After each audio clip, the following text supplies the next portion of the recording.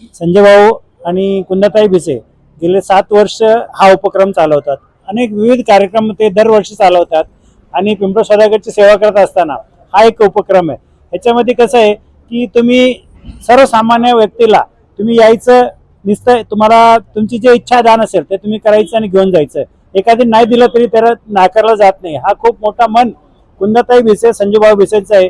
असं कोणी सहसा आम्ही तर कुठे पाहिलेलं नाहीये की लोक फुकटमध्ये दान करतात। आणि शिवाय ही जी मूर्ती आहे पर्यावरणासाठी एवढी छान बनवलेली आहे की त्याची जी मूर्ती आहे ती प्रदूषण अजिबात होत नाही। आणि सोबत तुम्हाला एक तुळसचा रोप दिला जातो कोंडीसोबत। तुम्हाला हा संदेश दिला जातो की ते जेव्हा तुम्ही विसर्जन करत असताना ती मूर्ती तुम्ही पाणी घरी विसर्जन करायचं आणि त्या तुळस त्याच कोंडीमध्ये लावून तो गणपती तुमच्या सतत तुमच्या सोबत राहून तुम्हाला वर्षभर तुमचा आशीर्वाद देत असतो।